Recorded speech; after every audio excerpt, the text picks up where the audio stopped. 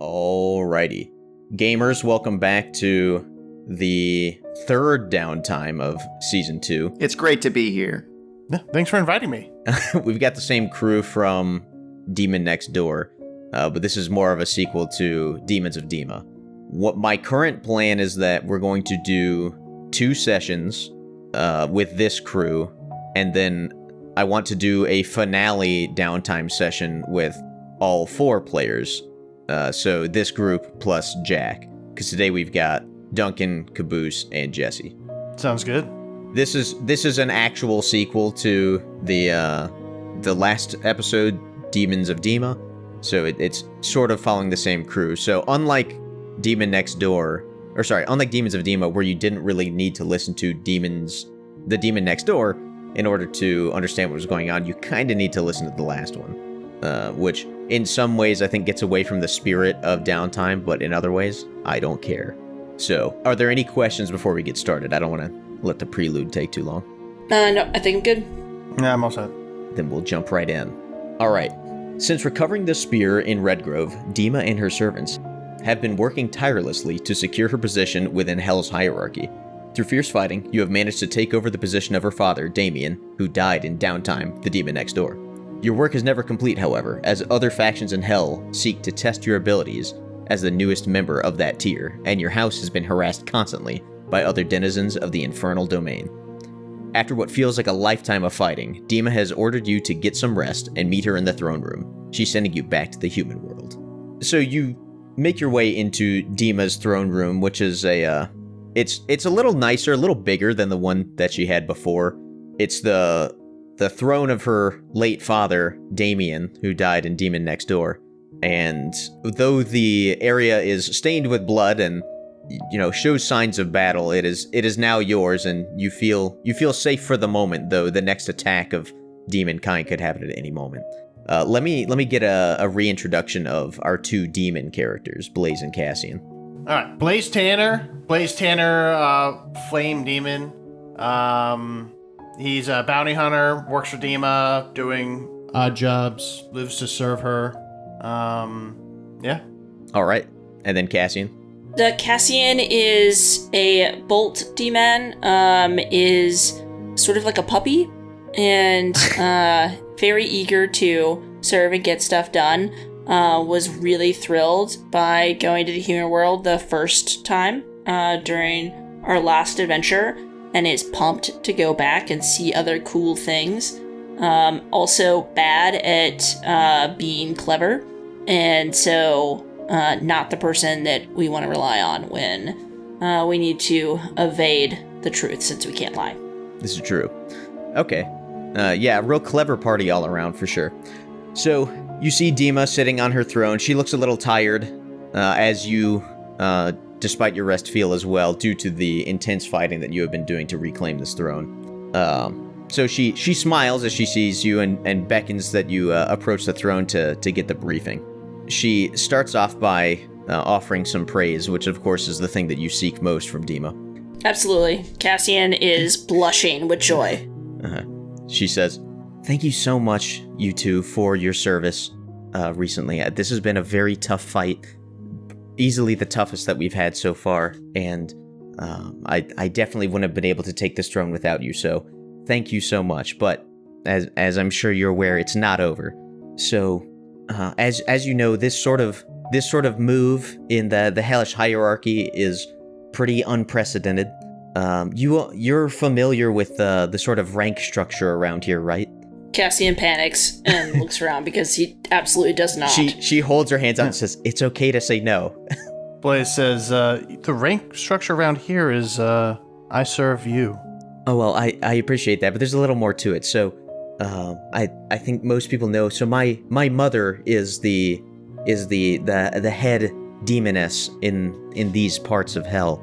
And then the way the hierarchy works generally is the demons and whatever that have sired her children are immediate subordinates to her, and then immediate subordinates to them are the children.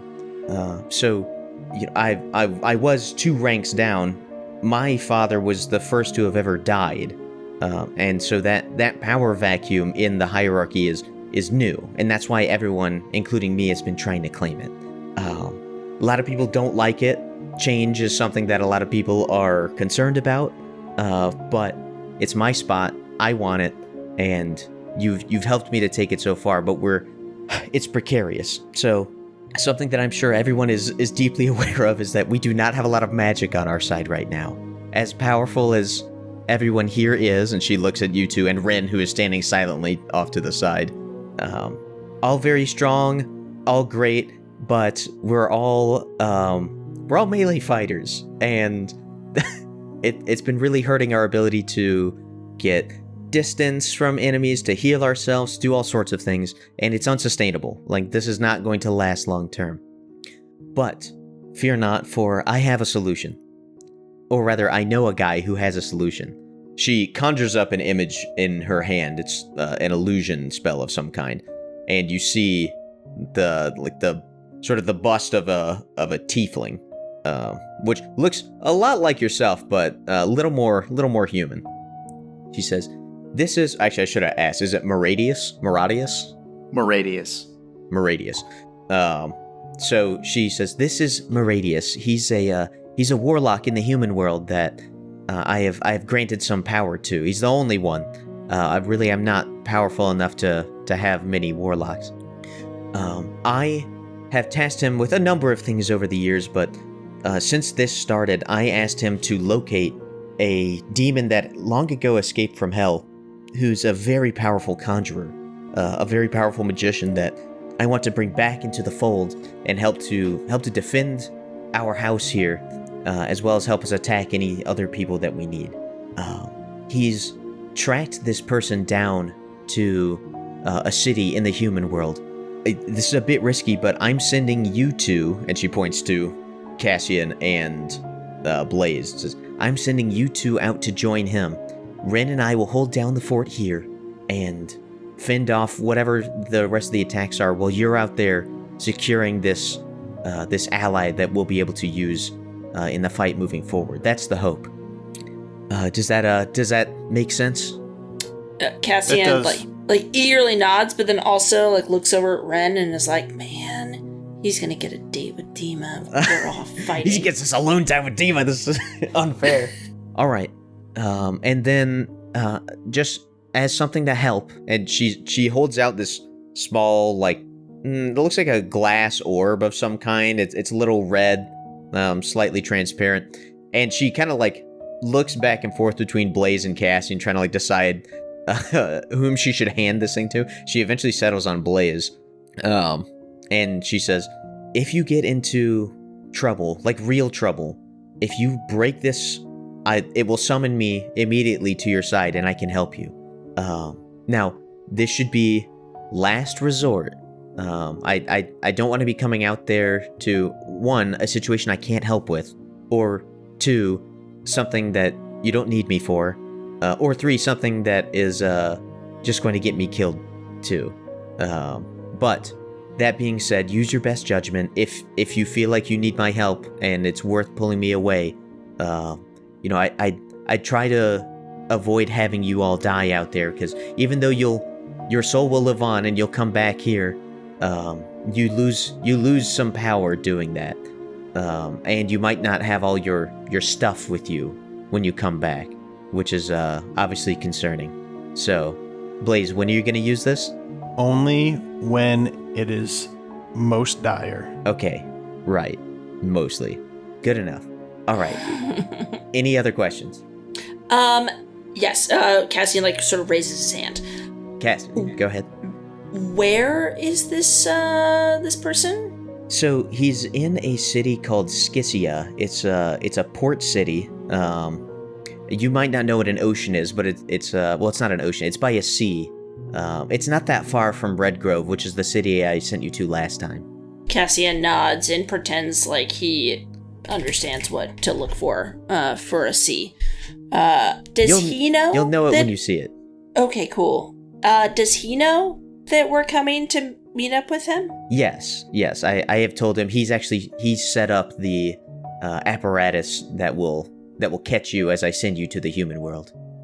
Oh, Does cool. he know we are demons? He knows everything. He is my, I am his patron. I give him power. I have not really kept any secrets from him. Understood. So he knows what you know. And he's gonna be waiting for us. Yes. Oh, great. Okay, good. I think I'm good. All right. Yeah. Well, best of luck. And she snaps her fingers, and you find yourselves teleported to the human world. The familiar smells of ash and blood are replaced by the damp, salty smell of the air in the material plane. You're in a small room in something that looks like perhaps a tavern or an inn, and are looking at an unfamiliar face. Duncan, why don't you go ahead and describe your character to these two? Yeah, so Moradius is, he's tall. He's like 6'3", but his horns make him taller, close to 7 feet. He has 2 spiraling horns that stick out of his forehead and then sort of straight up. He's wearing ornate armor, and then over that armor, a very detailed, intricately woven cloak. It all looks extremely expensive, and some of it crackles with light. He's holding a shield in one hand and a large, imposing-looking staff in the other.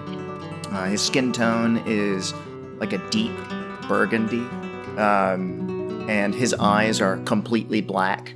And he just stands there imposingly in front of you. And you'll note that his face looks just like the one that Dima showed you. You're confident that this is, in fact, the person that she sent you to meet. Are you Moradius, the tiefling? He waits a beat, and then says, in a, you're expecting maybe a deep voice to come out, and he says, "Yes." Oh, yes, excellent. Cassian rushes forward and pushes puts his hand out to shake. So excited to go adventure in the human world with you. I'm Cassian. I'm here to fight bad guys. Let's do this. You extend a hand, and he stands motionless. And given that his eyes are all black, it's very tough to tell if they're moving. And he just stands there like a statue. Right. Cassian looks back at Blaze and is like, "This is the guy, right? You're the guy, right?" Yeah, that's him. That's okay, me. well, and he drops his hand and kind of just goes back and stands next to Blaze, kind of sad. I whisper to Cassian, maybe he's more of a fist bump guy. You're right. And he puts his arm out, fist bump. Nothing. He just doesn't give you anything. That's that high charisma score for you. Mm-hmm. So, do you know where this wizard guy is we need to go find? Don't you? Blaze, help me out here. No, I don't know anything. Well, I've discovered an interesting bit of folklore about this area.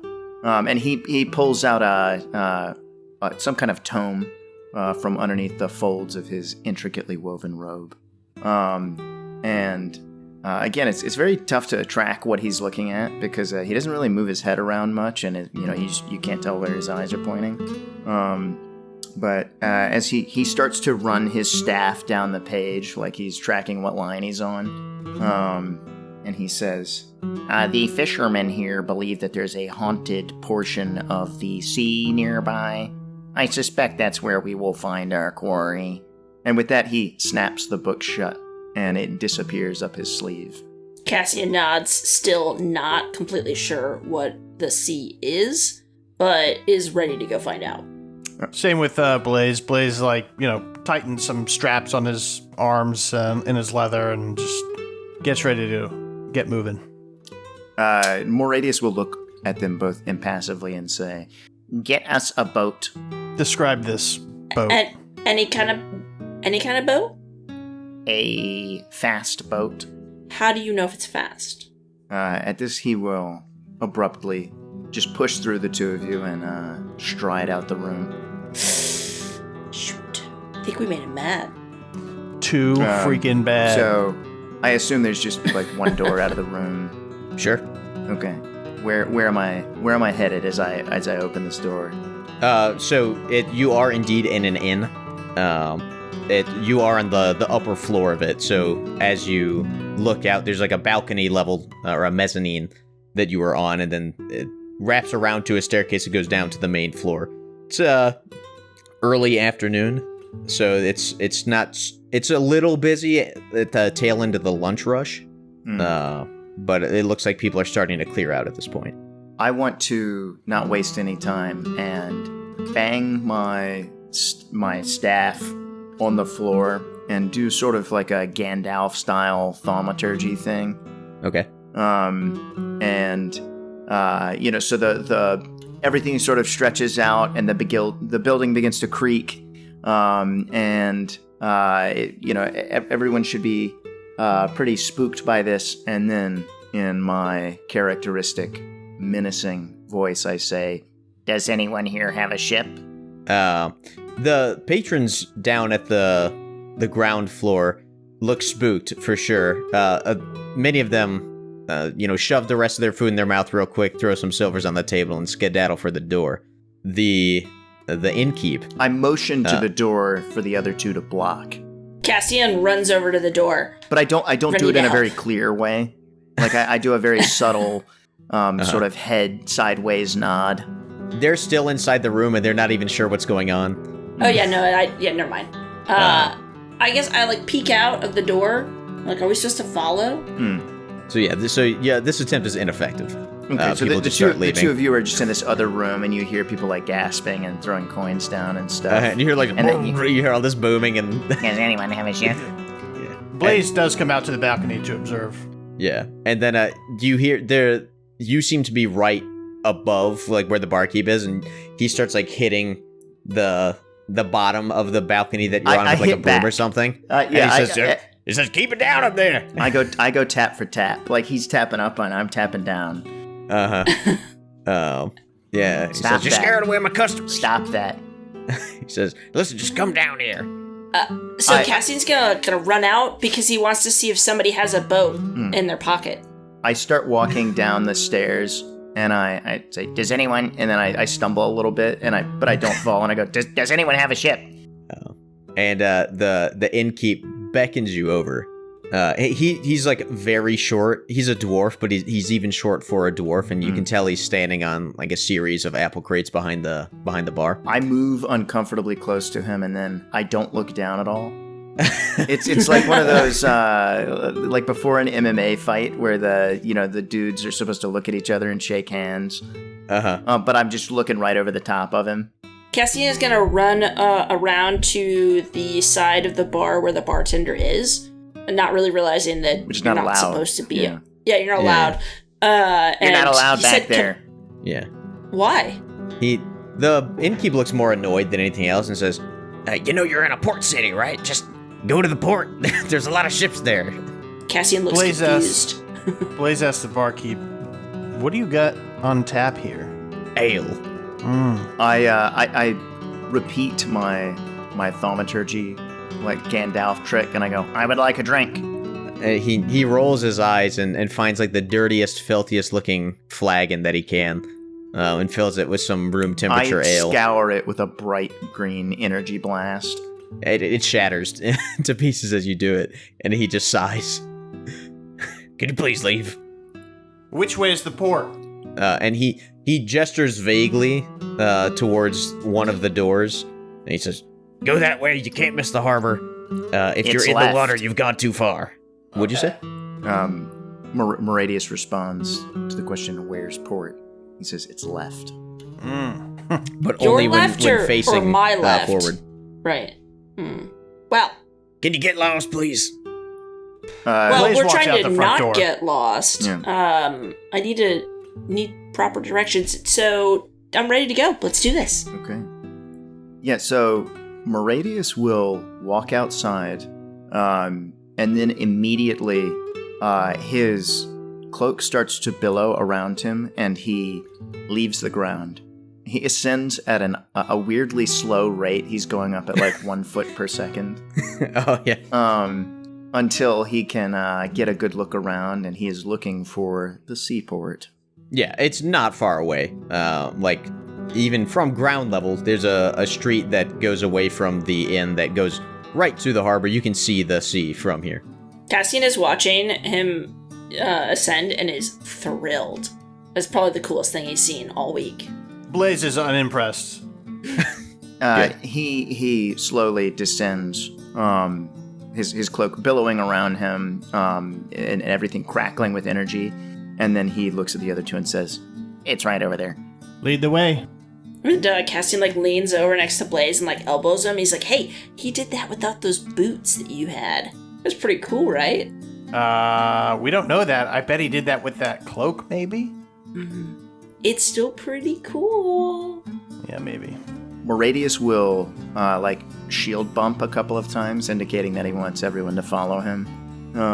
Cassian, trips over himself and tries to follow. He's like, "Oh, sorry. He'll, left bumper a couple of times. Yeah. It's time to fight.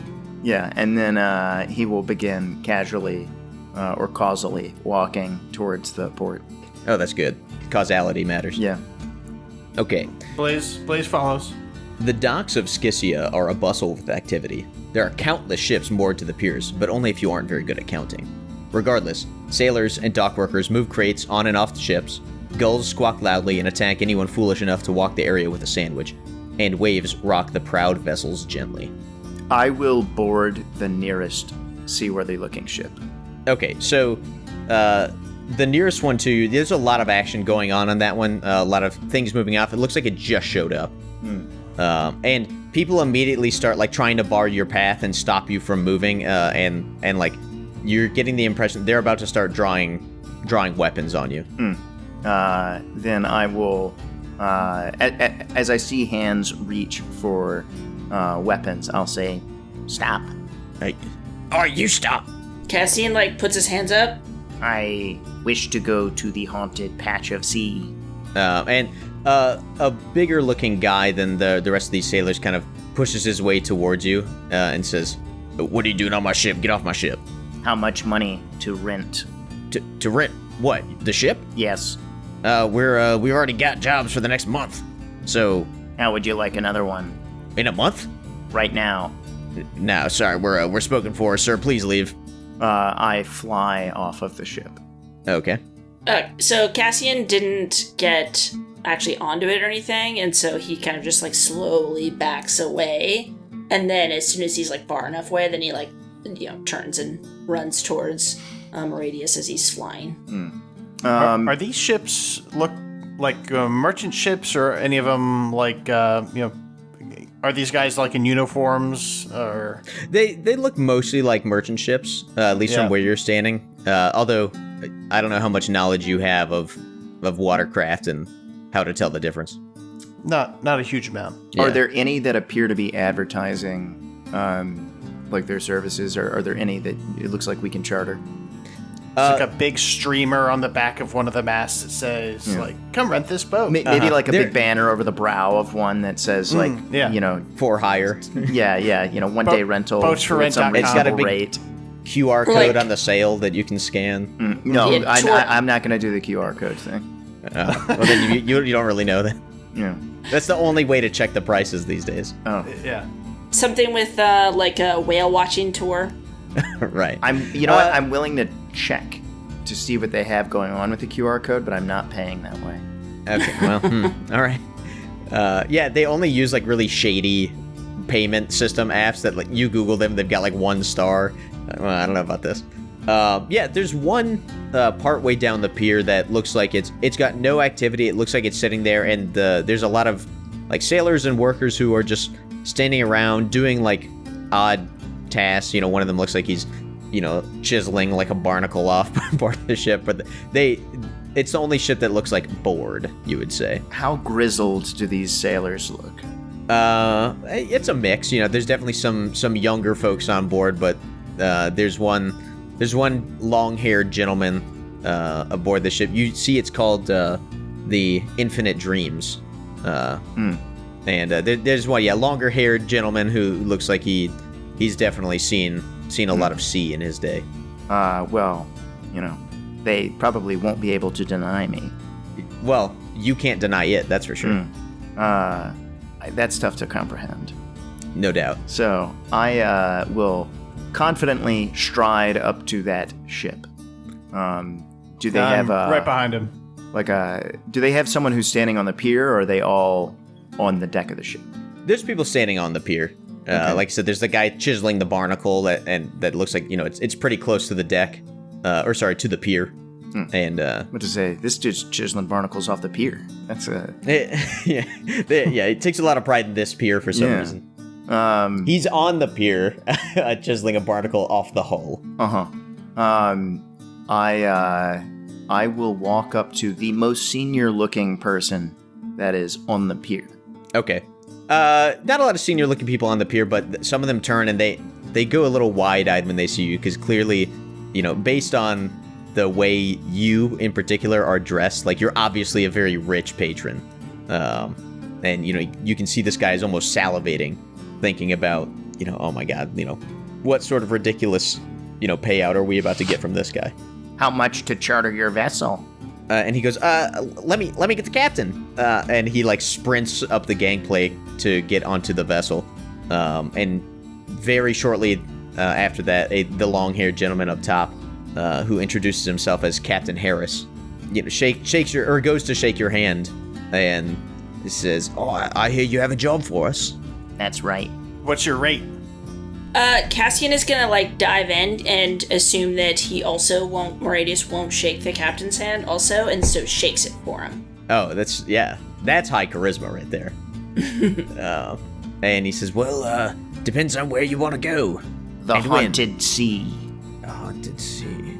And he kind of goes wide-eyed and he says, "You don't mean the Kraken Nest?" Do I mean the Kraken Nest? Yeah, in your little research into the folklore here, that's what some people call it. That's what some people call it. And he kind of scratches his head and he looks a little crestfallen because he was hoping this would be something really easy, and you're basically, as far as he's concerned, telling him to sail into his own doom. I'm essentially telling you to sail into your own doom.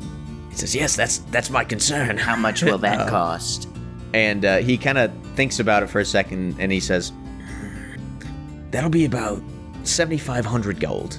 How much gold do I have? You have basically none. You have some coppers to your name, but the quest to get here has taken up basically all of your resources. So until you start hawking the wares that you are currently bearing, you're out of money. We can sell you these bracers for 6,000. They're really pretty. He looks at them and he says, "Yeah, I don't think these are worth 6,000. Excuse me? That's how much he paid for them. How much is your ship worth to you? He says, "Well, it's worth it's my life. This is my ship." So quite a bit then. I'd say so. Where's he going with this? Be a shame if someone were to light it on fire deliberately. And he squints and says, "Sure would." Cassian looks over Anyway, at Blaze and is like, "Are we gonna set this thing on fire? I thought we were gonna sail on it." Yeah, 7,500 is the price. And he just kind of looks at you and gets back on the ship. We can pay you when the job's done. 10,000. Nope. Sorry, this is an extremely dangerous mission, and we need. I'll be completely straight with you. The ships that sail there don't come back. I'm not aware of any that ever have. So this is not something that we can get payment after the fact for, because my sailors will want to give the money to their families in the event that they don't come back. Which direction is it? He points out it's sort of this port faces to the or it's on the northwest side of this sea, so the port is facing southeast, and he points directly southeast. How far? How far out? How far? Well, I don't know how long a league is or a nautical mile, but it says about probably 40 miles. Dimensions? I'm not sure. We give it a wide berth. I turn and walk away from it. Okay. Blaze, do you know how to swim? Could we swim 40 miles? How does that work? I don't think I could swim 40 miles. Ooh. But okay. ask Captain Harris, is this area of the sea, are there any islands there? None that are charted. I mean, it is possible that there's one somewhere in the Kraken nest, but we wouldn't know. Okay. The I ship walk off the boat. Yeah, so Cassian's walking off also. The ship that Meridius tried to walk on originally that had just arrived, what were they pulling off the ship, did it look like? It was crates and barrels. They were palletized, and they were using some sort of crane system, so unless you're going to go crack open the barrels or crates, you wouldn't be able to say. Based on my time and service to Dima, what's my sense of how she feels about me being like flashy or just generally causing chaos? She has been very hands-off. With you, she has been results-oriented. So, as long as you do whatever it is that she has asked you to do, she has never particularly cared about how it is that you went about doing it. Okay, so I want to wait until my two compatriots leave the ship and we're out of earshot of the crew. Out of earshot of... Oh, okay, so you're gathering up. Yes. Okay, that's simple enough. Let's huddle. Huddling. Love huddles. So, here's the plan. You see that ship that's offloading all its cargo right now? Cassian nods. We sink it next to the pier and kill everyone on board. Whoa. Then, we go back to the Infinite Dream and tell them that if they don't want the same fate to befall them, they will do what we say. Cassian sort of eyeballs the people on the other ship. Literally trying can't to figure fail. out. I don't know if that's true. Literally can't Literally fail? can't. Yeah. Yeah, you gonna blast this boat to bits? Yeah. Are we just gonna like light it on fire right away? Well, ideally we try to get everyone in the crew on board first, but yes.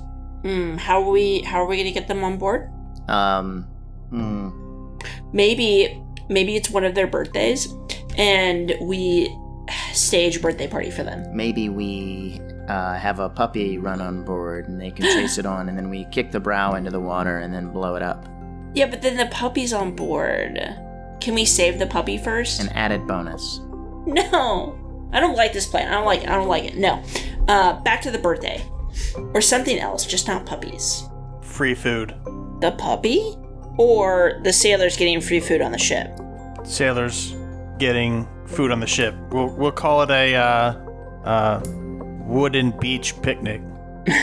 That sounds really fun. Yeah. What if we just tell Captain Harris that we're gonna blow them up if they don't take us there right now? I don't think he believes us. We can kill one of the guys. On their ship? Yeah. Or we could kill Captain Harris. Can other people... Do you know how to drive a ship? Do we need Captain Harris? No. No, we already know all the where other we need sailors to go. know. Yeah. The sailors know how to drive. Will they drive us? Or will they just try to kill us? If they're If properly they don't want to motivated. die. Yeah. The ship that was offloading all their cargo, how many of the sailors are on or near the ship? It's a pretty big vessel. Dozens. Although it's tough to tell who's like a dock worker and who's a member of the ship's crew. Okay. So, but as the unloading and or loading operation is taking place, like it's a very busy time. It looks like it probably only moored like within the last couple hours or something like that. So it's still working on getting everything out. What's the time of day?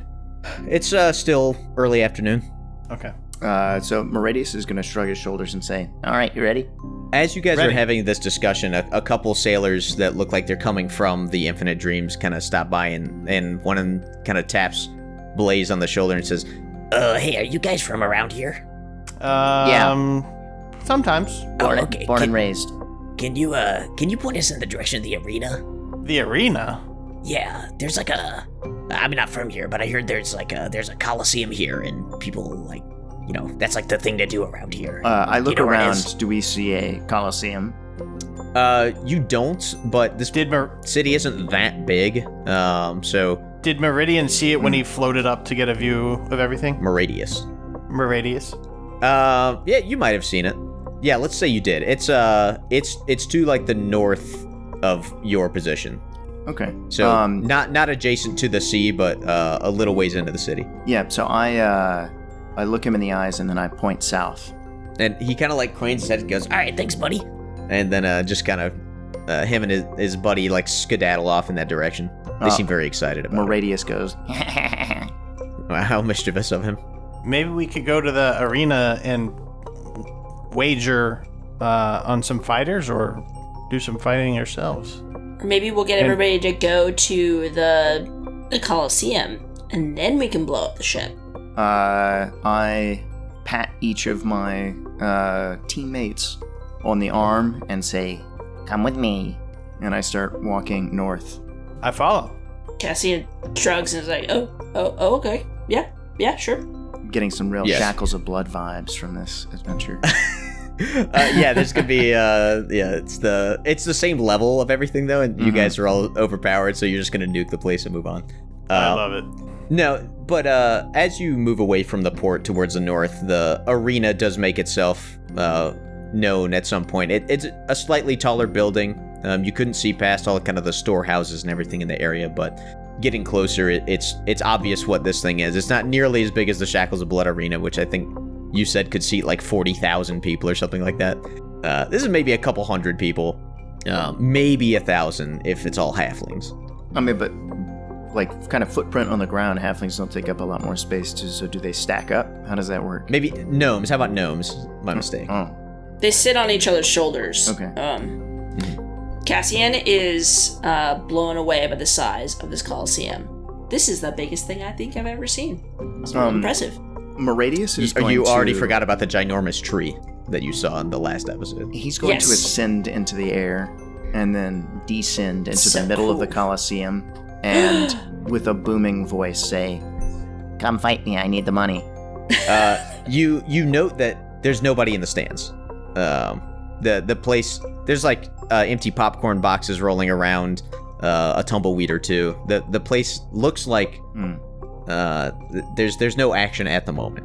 Are there any flyers on the outside of the arena or like a ticket booth? Yeah, there's a ticket booth as well as some flyers. What do the flyers say? Well, there's no flyers on the inside, but yeah, the flyers they've all got this picture of this really ugly, only vaguely human-looking face on it, and it just says "Fight the Champ" as a question, which is kind of weird. But it looks Win like 7,500 gold. So you look around and there's a couple different numbers on the bottom. Like it starts off kind of low, and like the first one it's like 500, 7,500, or 750. You know, like small numbers, but like the newer ones that are kind of like pasted on top or nearby, the numbers get bigger and bigger. Are any of them as big as 7,500? There's one that says 7,000, but there's no telling from when that is or whether there is a newer one. Is anyone in the ticket booth? There is. There's a bored-looking halfling woman. I go up there and ask, hey, when's this, tell me about this flyer. What's this all about? Oh, that's the champ. Yeah, no one really wants to fight him anymore because no one can beat him. No. When's my next opportunity? And she kind of looks you up and down, and then, you know, she had been reading a book or something like that, and then she kind of gives a hang on look, like we've got some actual fighters here. It says, Are you serious? Yeah. Can we do, is this a 1v1 type of thing? It could be groups as big as 4. Okay. Well, look at that. We got 3 people right here. Let's do this. Can we do it tonight? Can we do it right now? I don't think you can do it right now, but let me get in contact with the handler for the champ, and I think we could do it as early as tomorrow morning. Don't hold me to it, but I'm pretty sure that we could get that fight together. You're serious, right? Like listen, I want to warn you. This guy's pretty intense. Has Meridius floated back around? Or are you still floating in the arena? No. You know, the hard cut to Moradius, like, walking around in the arena with his arms outstretched, saying, "Are you not entertained? Are you not entertained?" Duncan, I'm picturing the Krazam video of the Linux con or whatever. Yes. He's just walking around like an empty area. Yeah. So after he's done doing that, he flies up to whatever the most prominent seat is, and he sticks his thumb out sideways. Yeah, which is weird. Like, he's not referencing anything. It just feels right. Yeah.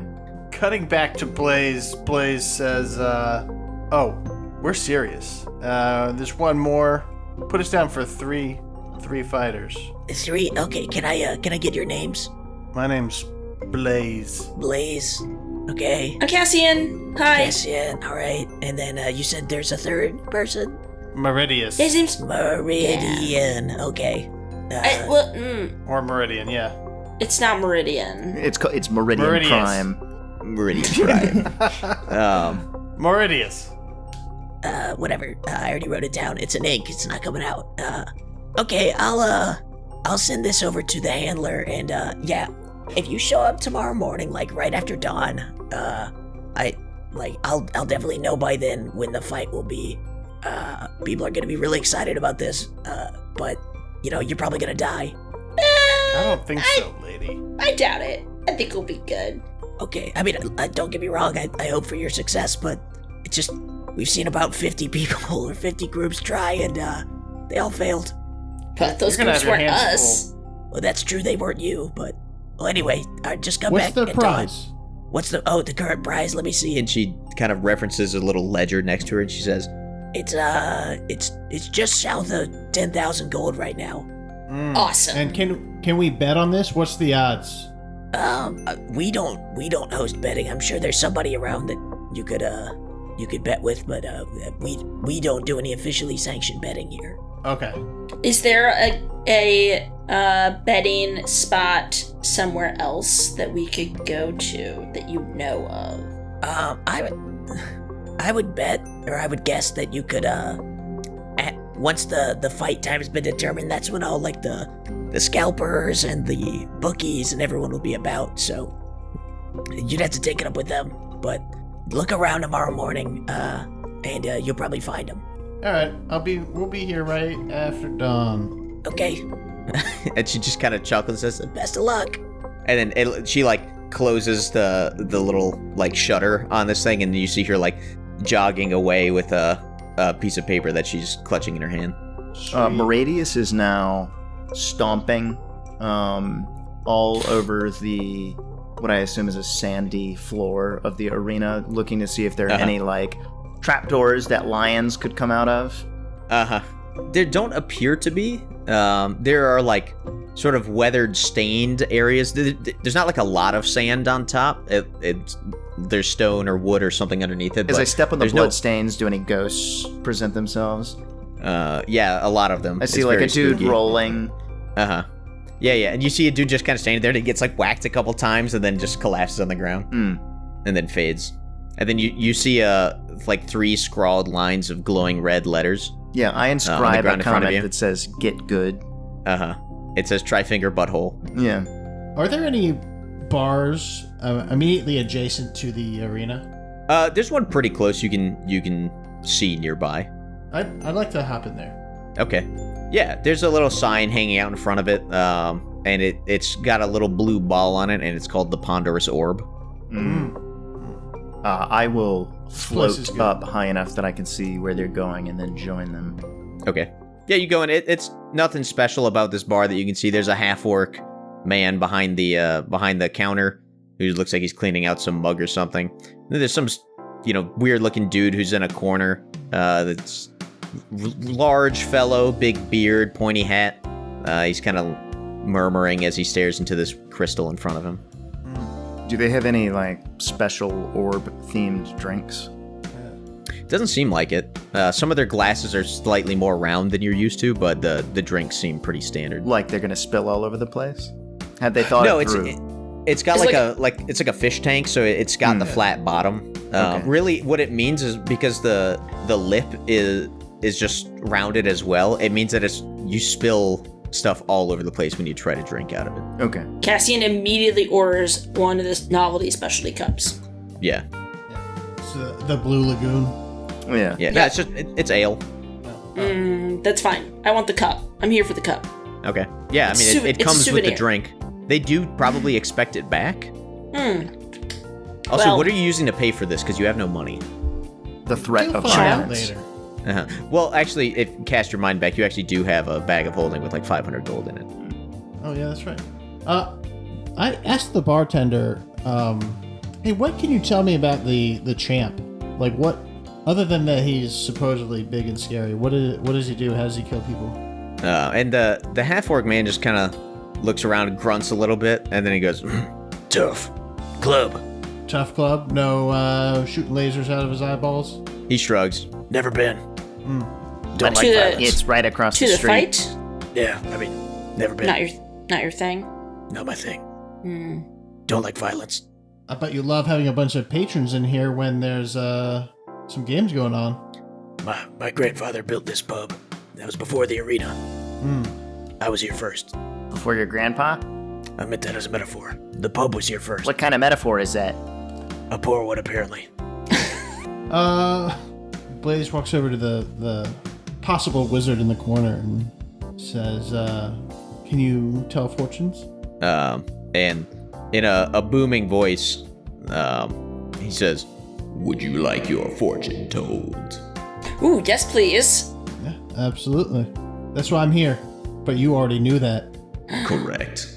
What? What is the topic you would like me to foretell? How do we win this fight against the champ? Go for future. Duncan, what'd you say? Meridius counsels Blaze to inquire about future. That's the topic he should be looking into. Checks out. Yeah. You wish to know how you will prevail over the champ. Yeah. How many questions do I... Yeah, and I want to know where's the best burger in this city. There are no burgers in this city. Okay, then Other option than the A. Orb Ponderer burger. How? What's the best way to defeat the champ? And he stares into his orb and it glows ever so slightly in this pale blue. It says, avoid its gaze. Like his eyeballs? Yes, that is where its gaze comes from. Thank Anything you, else? sir. Don't die. Oh, that's a good one. Okay. Yeah. Who has this, Cassian, do you have the bag of holding? Yeah. Okay. Can I borrow some gold? Yeah, of course. Yeah. Cassian, just pulls out a whole handful and just hands it to Blaze. There's Yeah. no concept of value. Yeah. Blaze is holding his hands cupped out, looking for some gold treats, and then pockets some of them, and then flicks the ponder gold coin for his service. It just lands on the table, bounces off, and the wise old man doesn't seem to notice. Do either of you have questions for this guy? No. I do. How is Dima doing right now? Is she doing okay? Does she feel good? Is Ren being nice to her? Are they on a date? So he furrows his brow and he stares deeply into his orb and says, Your friend Dima seems very busy. and then something flashed in your mind of there's all the same kind of things that you guys have been fighting for the last couple days. She's doing the same thing. She's got her big spear that you guys retrieved for her last time, and she's just thrusting it into this like oncoming horde of demons. She looks like she's doing okay. She looks more frustrated than anything else. And then just as soon as the image appears in your mind, it vanishes. Okay, Cassian She is seems very fine. relieved. Okay, great. No, I'm good. Don't look in his eyeballs. Dima's doing great. I feel good. Maybe we should get that cheeseburger. What is a cheeseburger? Are you asking me? Or Blaze. It seems like you know what it is. A cheeseburger. Have you ever had a Matt burger? It's like that, but more round. Ah! Well, Yes, I heard let's the get that. patties are rectangular, but the buns are round. That's confusing, Yeah. but Cheeseburger. They're both round, but with square cheese. excellent. Who came up with that? All right, great. That's what I want because I want to get excited and pumped, and I want to eat human food in the human world while I'm here. Yeah, what else? Do you guys just want to find a place to settle in for the night until tomorrow morning? What else would we do? I don't know. I mean, we could go be tourists and go check things out. Do some sightseeing. We should go tell Captain Harris that to get ready to sail tomorrow evening or afternoon. Get ready to sail at some point. That's smart. We can do some sightseeing on the way. Sure. Great. Okay, yeah. So if you're making your way back to the docks, it wasn't that long a walk. And the more you explore, it looks like there's just not that many sights to see. Not in this area. It's mostly like big storehouses or mercantile companies that are, look like they're more focused on big gross shipments of things like wheat or lumber or something like that. That's mostly what's in this area. You think that if you're looking for something a little more, more interesting tourist fare, you're probably going to find that on the northwest side of town, or west of where you're at, more close to the tavern that you were staying at before, or where Moradius is staying at. Okay. But you make it back to the pier easily enough, and you see that, it's like mid-afternoon, maybe late afternoon at this point, and most of the people who were there earlier are still there.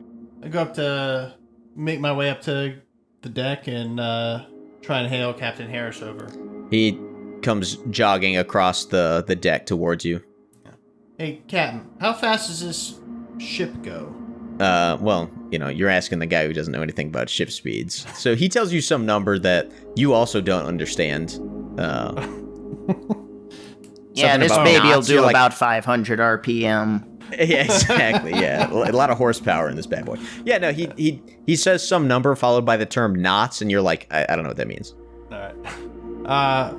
So we're fighting in the arena tomorrow, probably. He shrugs. Okay. Yeah. So when we kill the champ, we'll have enough to hire you. So be ready to set sail. His eyes widen slightly, like he really didn't expect that this would happen. He goes, "You're serious?" Yeah, serious. And he kind of looks around and shrugs and says, "All right. Well, you'll say tomorrow evening? Is that what you said?" Well, we find out tomorrow morning if the fight's on or not and when. So, keep your ears open. You'll know when the fight's gonna happen. Tomorrow morning we fight, and win. Tomorrow for lunch we eat orb burgers, and then tomorrow afternoon we set sail. He just kind of he looks very surprised, but says, "All right, I will have the ship prepped." Awesome. Very well. He Casson leans over to Moradius and is like, "Look, see, we didn't have to set anything on fire, and we didn't have to kill any puppies." Yet. Who knows what you'll be facing in this arena? So it could be a whole army of puppies. Oh no. Wouldn't be my first time. Oh God. What a life you've led. All right. So yeah, there's still some daylight ahead of you. What would you like to do? So is there any places that we could go and shop or buy or sell things? You could probably find something near the tavern, like I said, maybe west or northwest of the tavern, that not the Potter's Orb, but the place that you started this Scythian adventure from. Cassie's gonna go and see if he can find somebody that will buy his bracers for more than 45 copper. Okay. Yeah, so if you head out in that direction, there does seem to be a market square. It's nowhere near the size of the one that was in Red Grove. But there's some shops around, and there's one that looks like it looks like it's like a combination bookstore, and looking in the window, it looks like they got a couple allegedly magic items for sale. It looks like of all the establishments here, it's probably your best bet. Excellent. Cassie's going to sort of very confidently walk in, but make sure that the squad is behind him. That way, he's got backup. Mm-hmm. I'm behind. They can back up for going into the store. Well, I need intimidation. Okay. Yeah, so the bell rings as you walk in, and there's a human man behind a counter. It looks like he's nose deep in a book. And he goes, "Oh, hiya! Welcome to the store." Hi. And Cassian pulls out the bracers and it's like, I would like to sell these. How does that work here in this place? And he puts on a little pair of glasses and stares at these things. Do you mind if I touch them? Sure. And he, holds them out, but keeps his fingers on them so that they can't be stolen. Okay. And he kind of, feels them a little bit and, sniffs them and looks a little closer. And he says, "Well, they're definitely magical, but, I need to do an appraisal on them, in order to, to find out whether, what the value is and what they do." Cassian, looks back at Blaze and is like, "Is that real?" Yeah, he should try him on. Then he'll really know.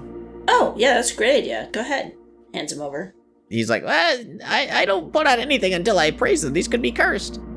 I wouldn't give you anything that's cursed. You might not know it's cursed. Yeah, I guess so. Let's only take 10 minutes. Just let me do my work. Sure. So, Cassie's gonna go take a look. Comically large magnifying glass. It's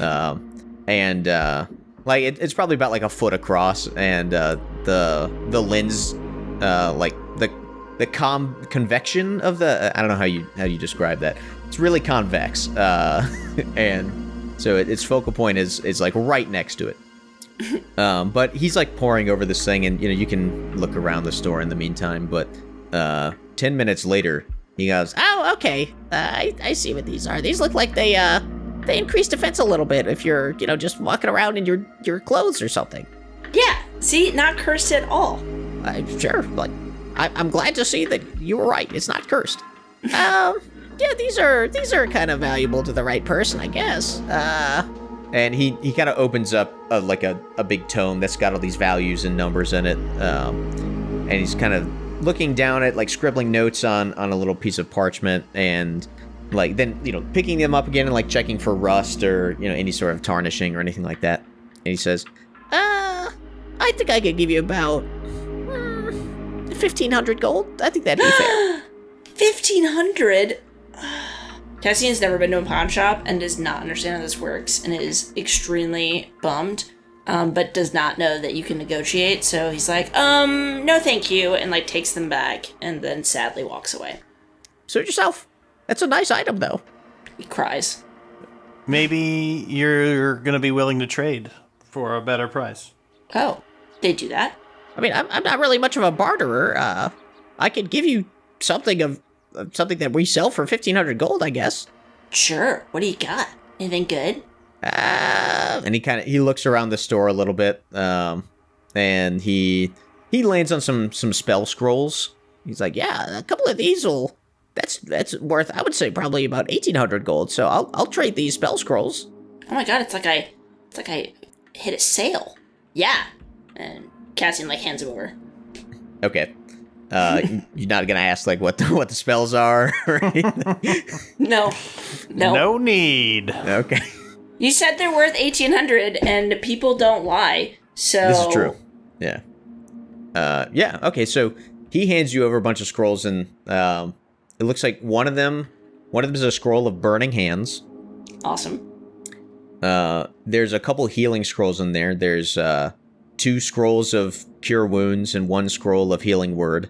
And then there's a scroll of call lightning. Yes. Cassian's thrilled with this sale, and immediately stuffs them in his pockets. Yeah. All right, guys. Well, I had a wildly successful trip. I'm super happy. How about we go get cheeseburgers and then go to sleep? Sounds good. As long as they got a good drink to wash it down with. So where are you trying to find cheeseburgers? The orb spot has the cheeseburger. But it's an orb-shaped patty on an orb-shaped bun. So, did you disbelieve the orb ponderer when he told you there are no cheeseburgers in the city? Yes. Okay. All right, yeah, you make your way back to the ponderous orb, and at this point, the sun is setting. You walk back in. The place has got a couple patrons in it, apart from the orb ponderer, who seems to have his spot, his nook, set up in the corner. It's hard to believe that he ever really moves from there much. The half-orc behind the counter kind of grunts and gives you an up nod as you walk in. Yep. I'm gonna set out to explain how to make a burger to this half orc and plead with him to go into the back and wrangle up as close as he can get it. I don't cook. Does anybody here cook? He sighs and like just kind of points you towards the kitchen, which does not look like it's a particularly robust setup in the back. What do they serve? Do we see other people eating, or do they perhaps have a menu that we can look at? There's no menu. It looks like it's the kind of place where they just make like a big batch of something, and then that's what you eat today. So they have an infinite stew in the back. Exactly. Yeah. It does look like it's some kind of stew, though tough to say how infinite that stew might be. I'm partial to hunters or huntsman stew. A hunter's pot, you mean? A hunter's pot, yeah. I'm partial to that, but I'll take some stew, good sir. Uh-huh. And so if you go back into the kitchen, you can talk to the chef and perhaps convince that person to do whatever it is that you want them to do. I'll just take a stew. How hardcore does the chef seem? Is this like an Iron Chef type? So it's a dragonborn who is even taller than you. He's probably this is like standing next to Shaquille O'Neal kind of thing. But he's wearing no shirt, but he has a Kiss the Cook apron. Nice. Okay, well, I go to him and I say, very small glasses. You have 3 ingredients. And then I reveal something bizarre to him. Some combination that doesn't make any sense.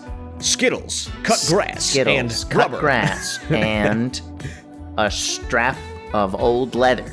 And his eyes widen and he goes, "Fantastic, a challenge, finally." I'm gonna make ice cream with a leather strap draped over the top. Exactly. Yeah, he gets to work. Like, you can tell that you have, there's art from adversity. That's what this guy's all about in the kitchen. He's been, his talents have been wasted on making like stews and just, doing a rotisserie chicken and stuff like that. People want to eat. Right. Make me something disgusting I'd see on the Food Channel. Exactly. And he gets to work. And somehow with those ingredients, he has made a cheeseburger. How does he plate it? So he drizzles like some oil on the plate. Because we'll set up in a panel. Yeah. Of course. It's you three and the orb ponderer. Right. So he bun first, then patty, and then he does like the hash drizzle all over the plate. Seems pointless. And then he puts the cheese on, and the drizzle is it's sort of like, it's somewhere between like a barbecue sauce and an aioli. Right, then cheese, then like a thick tomato slab, and then the top bun. I imposed an arbitrary time limit. He made this in like 10 minutes. Well, I had an hourglass though, and I'm assuming like with seconds to spare, because he probably had like a spill at some point early on that set him back. Yeah. No, well, and it's it's Cutthroat Kitchen too, so like there are arbitrary constraints in addition to the ingredients where it's like you can't use utensils when cooking, whatever. Oh my god. Cutthroat Kitchen is actually pretty funny. I think it's a better version of Chopped. It's I don't think it's on anymore, but Alton Brown was the host of it. And so what the conceit of the show was, you had like a pool of money. Everyone had like $10,000, and then there would be things like challenges you could impose on other chefs in order to limit them, but it cost you money. So it would be like, and you would bid on them. So it would be like, okay, this challenge, you can't use you can't use your oven, or you can't, you have to move around on a skateboard in the kitchen, or whatever. And you would bid on it, but that's your prize money. So it's a balance between like accepting the challenges other people give you in order to maintain your money versus spending the money that you might otherwise win in order to not have that thing happen to you. I thought it was quite funny. But anyway, that sounds interesting. So he was done in like 10 minutes, but then as you're counting down, that's when he starts doing everything all crazy to make it more dramatic. Cassian is watching this, assuming that this is how all kitchens operate and this is how all chefs operate, all the time. Whoa, this is crazy. Yeah, and is just blown away by how exciting kitchens are in the human world. Yeah. And so he's been watching this with just absolute beta breath the whole time. Just, oh my god, this is so intense. My heart is racing. I don't even know if it's gonna, is he gonna finish on time? What's gonna happen? Uh-huh. And then that when he spilled the thing, he was sitting on the edge of his seat, almost fell out because he was reacted so strongly. Yeah. Uh-huh. Yeah. And then but lo and behold, he completes all 4 burgers. And of course, it's cut in half and there's a toothpick that goes through each one. With the aioli just sort of drizzled across the plate in some design. Right, so again, the aioli barbecue sauce type drizzle happened after the patty placement. So it's on top of the patty, but then it just covers the rest of the plate. Right. I guess in theory you could dip or kind of drag the burger across it to get more on the bite you're about to take. It just seems weird that you would do that. Chef, tell us about your dish. And he goes, what you're looking at is something that I call a cheeseburger. And this has gotten some attention from the other patrons of the tavern. And they're like, oh, wow, cheeseburger, wow, that's neat. I'm so used to stew. There's all these murmurs in the background. And he's standing hands behind the back, chest puffed out. He's very proud of this. Mm-hmm. Well, the camera has spun around a couple times and the lights are on him. Uh-huh. Yeah. And so, you all take a bite in order, and then the camera moves to, so the first one, all the way to the left as the camera views it, is Moradius. So what does Moradius have to say about it? Well, first, does he have a personal story behind, ever since I was a young boy? Yes. My grandmother was one of the great dragons of the first age. There we go. And she introduced the art of cooking meat before eating it. This is something that I feel is a natural evolution of that, and it honors my ancestors to make this dish. And so he's looking at you with obvious pride in his craft. Yeah, so Moradius is, he reaches down towards the plate. Again, it's tough to tell if he's actually looking at it or not.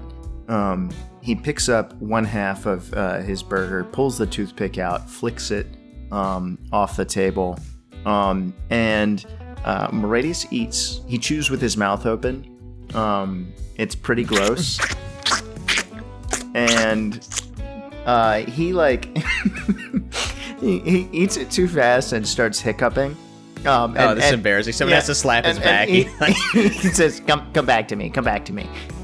Yeah, I wasn't ready. The camera pans over, and Cassian is next. Cassian ate his burger as soon as it touched the table. He didn't realize that they were doing it in order, and so it's long gone. You're licking the plate clean of the sauce. Yeah, absolutely. And I kind of look up and look a little ashamed that I didn't understand what we were doing, and go, that was the best thing I've had in my entire life. 12 out of 10 would eat again.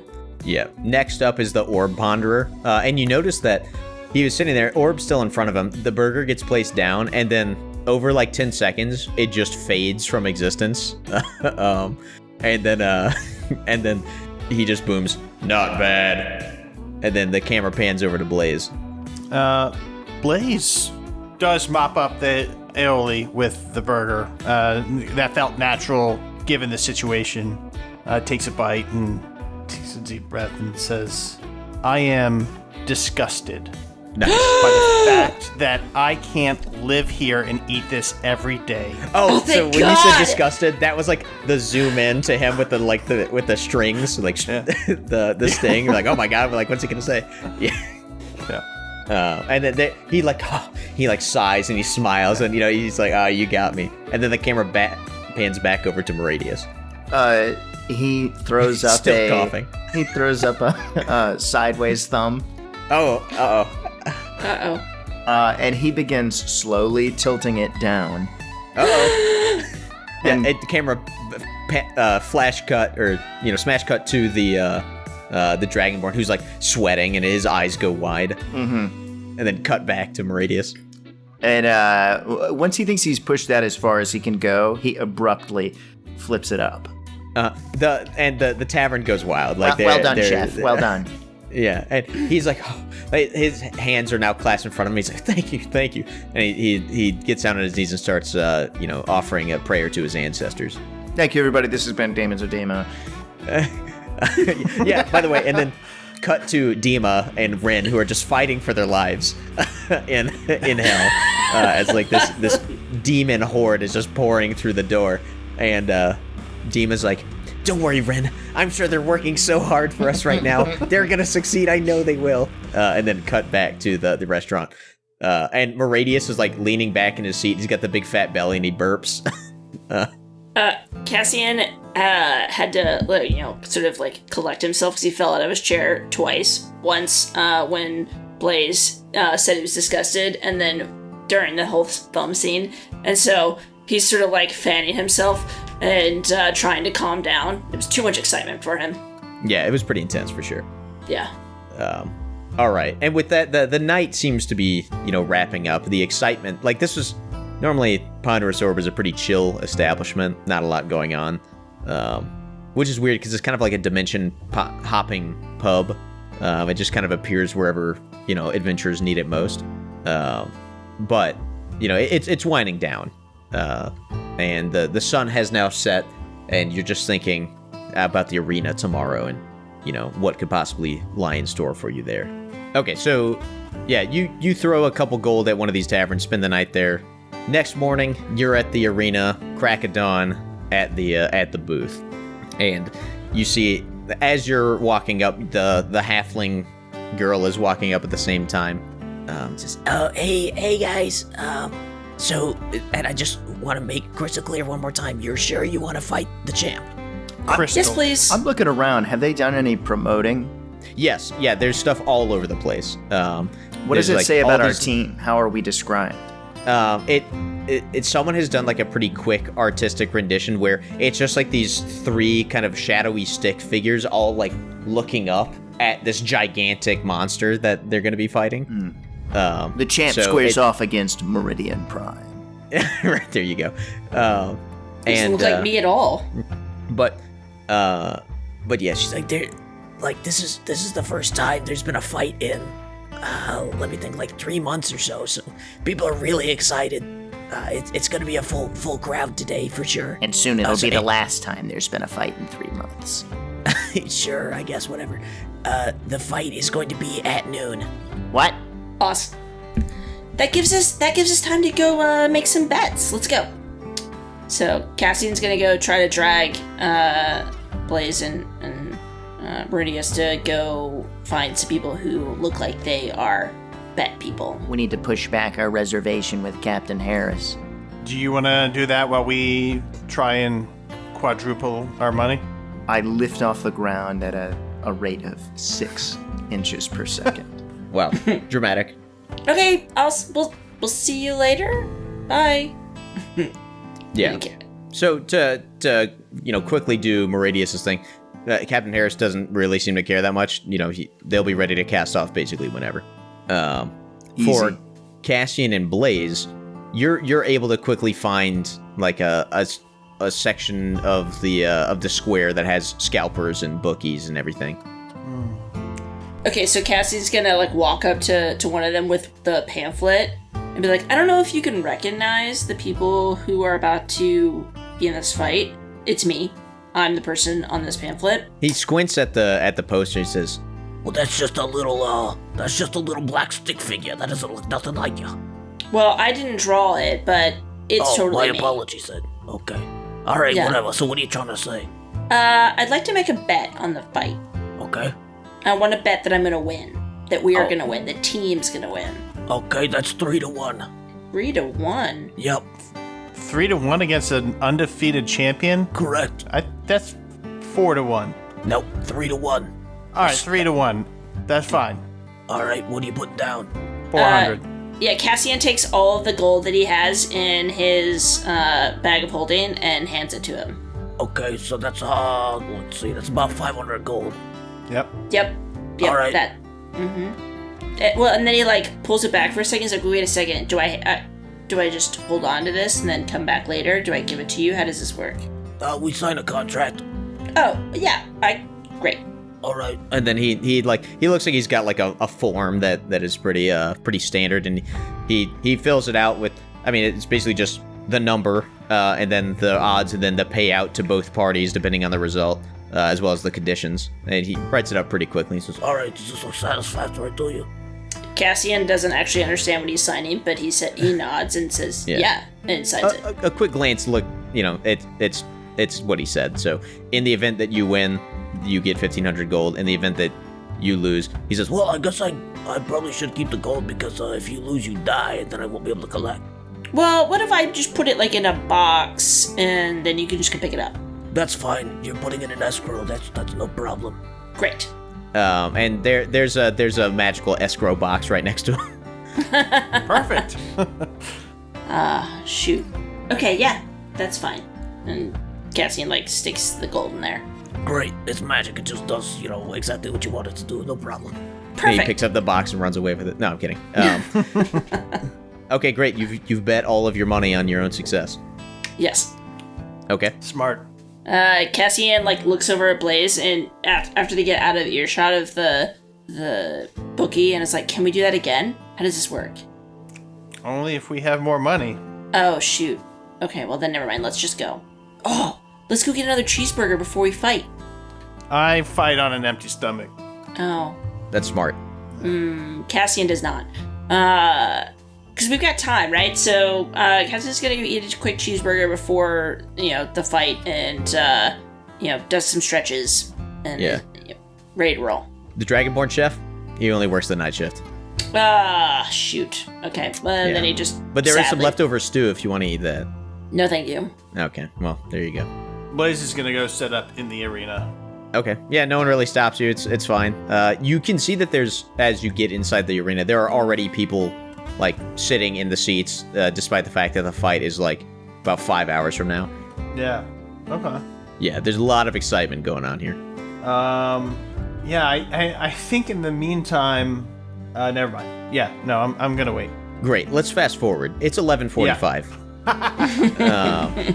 And you guys are all hanging out, nearby. The area around the stadium is getting packed. People are, the latecomers are getting charged out the wazoo for, nosebleed tickets into the arena. So like I said, there's like maybe 1,000 people can fit in this thing. And it seems like the whole city has turned out for it. Awesome. But the halfling woman comes up to you and says, Are you guys ready? Yeah, let's do it. All right. Yes. Just follow me. and she like kind of pushes her way through the crowd as best she can and brings you to like the entrance, like the airlock, double gated area that leads into the arena. Does she give us a motivational gladiator speech? No, she doesn't. She says, You might die. Nah, I'm good. As right. everyone night cheering and screaming. yeah, as you walk As in, we walk out? people are real Yeah. excited. Okay, so you all march into the south end of the arena, and you hear the announcer from Knights of the Old Republic calling out to you all. And he goes, "Ladies and gentlemen, welcome to the first fight the arena has seen in, it seems like, a very long time. With the champ's reign of terror, crushing the hopes of all adventurers who came through hoping to make a quick buck. Can these newcomers, these out-of-towners, face down the champ?" And then the champ, people are like, hoo, hoo, hoo, chanting, and Meridius waiting for says, the champ yes. to come out. Cassian's and like bouncing on his toes and like doing some shadow boxing. this giant-looking thing storms out of the other end of the arena and gives this gigantic roar and starts charging at you immediately. Meridius is up. Okay. Meridius will fly up into the air, of course. Okay. And then What is the ability you're using that lets you fly? there's some warlock ability I have that just at will I'm able to cast levitate. Ascendant step. Yes, ascendant step. Okay, so you can rise vertically up to 20 feet. Which is, oh no, that's an action, so I'm not going to do that right now. Okay, so you were not flying. Yes, so what I meant was I I stand on the ground. Right. And I'm going to do something a little unconventional. Don't tell me. Eldritch Blast? Are you guys ready? Ready. So ready. I'm going to extend a hand towards this beast and fire 2 green bolts at him. Oh my god. Whoa. Miss. Oh, but this one, how about that? That hits for sure. Whew. So yeah, the first one misses it and it just kind of groans at you, and then the other one hits him right in the tooth. And it also pushes it back 10 feet. It sure does, which I already discussed is a little broken, but hey, whatever. Up next, Blaze. Blaze is going to draw his flame tongue longsword from the sheath and, give his command, Inferno, and ignite the sword, and then with his left hand draw his dagger out and coat the blade in poisonous venom, and then just move about 30 feet closer towards the big giant monster. And that will conclude Blaze's turn. Yes, you're just sprinting across this sandy arena, which is about 80 feet across or so, something like that, 100 feet. The Eldritch Blast from the last turn pushed it all the way against the wall, and then which unfortunately increases the distance you have to close, which is kind of frustrating. Yeah. But the crowd is already going wild. Cassian is up. Cassian is going to rage first. Okay. Then is going to run at the beast 50 feet, and then is going to throw a javelin and try to hit him. Both hit. Impressive. Whoa. Okay, that's not bad. Oh my god. Oh my god, what happened? Why? Sorry. Yeah, it's fine. So you're sprinting across, enraged over something or other as you it closes the distance between this thing. Throw these 2 javelins, and they both embed in its upper torso. This thing is like 13 feet tall, though, and so it's like just like little toothpicks sticking out of it from its perspective. It's fine.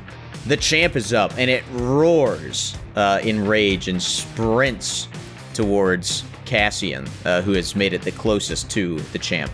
And it is going to smash you with its ginormous club. Okay, it definitely hits you. 22 bludgeoning damage. Ow! Ow! Which is halved for you because you're raging. Yes. Then it's going to stare at the red demon that's running towards it with the flaming sword. Don't look at him! I'm going to need you to make a DC 14 charisma saving throw. Me? No, okay. Blaze. Ooh, that's a fail. You're going to take 22 psychic damage. Oh, ouch. Ouch. As you feel, this thing just stares at you, and you're like, "Wait, I was supposed to do something." And before you can remember what you were supposed to do, the eye flashes red, and you just get a piercing headache. It like almost causes you to trip and fall on your face. But you manage to stay on your feet somehow. Meridius is up. Oh, then the crowd is like, "Get him, champ! Get him!" You also, there might be some racist comments about demons. Hard to tell. Okay, so Meridius is going to kind of skirt the side of the arena, so he's like circling around towards the towards the champ. You're moving to the port side of this stadium. Yeah, exactly. And someone shouts out, "He's moving to port!" Your port or my port? And then he is going to take a look at this champ. Do I get the impression that the champ is undead? Doesn't look like it. Like, or he's got a lot of scars. Could be considered to be undead for the purpose of doubling spell damage, things like that. Doesn't seem like it. Okay. Well, I'm going to raise my rod and cast negative energy flood. Okay. So I send ribbons of negative energy at him. Right, as one does. So, DC 19 Constitution saving throw. It succeeds. It succeeds? On its save. Oh my god. Yeah. So I imagine it takes half damage? Half of 5d12, yeah. So he takes 12 necrotic damage. Doesn't like it. Yeah, it recoils in horror at this damage, but It more seems like it's unfamiliar with this, not that it actually hurt it more than anything else does. You then see me surrounded by a silvery mist, and I just pop. Oh, I pop like south 30 feet. Oh my god, just teleport. Okay. What was that, Misty Step? Or? Yeah. Okay. Alrighty. What a turn. Blaze is up. Blaze is going to do the only thing... Blaze is going to do what he does best, and he's going to move as much as he can to flank this monster. You have succeeded in doing so. To what Cassian is on the other side of Cassian, and is going to... going for 2 strikes with the longsword. Alright. Miss. Hit. With the first one, I'm going to you re-roll it. Okay. With your Infernal Luck feat? Infernal Luck feat. Okay. Hit. Alright, so that's 2 hits of damage. Okay. Oh, wow. Okay, so you do 35 total damage. Yeah. That's an impressive amount of damage. And then for bonus action, coming in with a swift dagger of venom. Do it. A critical. My god. Oh, here we go. Right for the Achilles. Uh-huh. Okay, so you do 22 damage. You do... Oh, and then the poison status is what he saves against, right? Yeah. Yeah, so you slash at his legs, hurting him very badly. 24. He saves against poison. But you still hurt him very badly this turn. Okay. Yeah, already he's looking worse for wear. He stormed into this place very confident. The crowd, has become quiet as they can see, he hit you guys like once, but he's completely getting dismantled by this crowd of newcomers. It's a peerless set of warriors, the likes of which they've never seen. Blaze is going for gasps. Uh-huh. Yeah, well, I'm sure it's coming. Cassian is up. While Blaze is on the other side, I'm also flanking him then. I get that advantage. You do. Great. Okay, so I'm going to hit him twice with my battle axe. Go for it. Hit. Miss. You do 13 damage. And then I'm going to do my Storm Aura. Okay. What does he need to do? Dexterity save? Yes. DC 14. He succeeds. So it's half damage. Okay, so he takes 2. Yeah, so you guys are swinging furiously at his legs, knees, and thighs, and some of it is just kind of bouncing off him ineffectually, but you get purchase every once in a while, and then you build up a little static electricity with your index finger and poke him in a cut, and it hurts him. Take that! Okay, and now the champ is up. He's going to swat with his club at the tiefling-looking thing behind him, which is to say Blaze. That'll hit for 28 bludgeoning damage. Blaze? That hurts him. Uh-huh. Yeah. And he can tell from the whimpering sounds that you produce that it hurts you, and he follows it up with another evil eye. So gonna need another charisma saving throw, DC 14. Ooh, that's rough. Yeah, you take 18 psychic damage. Yeah, so Blaze is about to take a knee. Yeah, so Oh, no. He just swats behind with his club, catches you right in the gut. You double over in pain, and then you look up to try to maintain some awareness, and you find his face is like a foot away from yours, and he just blasts you with another gaze from his red, disgusting eye. And once again, you find yourself writhing in pain as the voices fill your head. All right, Moradius is up. I'm gonna hit him with a double Eldritch Blast. Okay, original. Let's see it. Hit. Okay. Oh, big. That's a big cantrip. 32 total force damage. Yeah, and if you could move him back 20 feet, that would be great. yeah.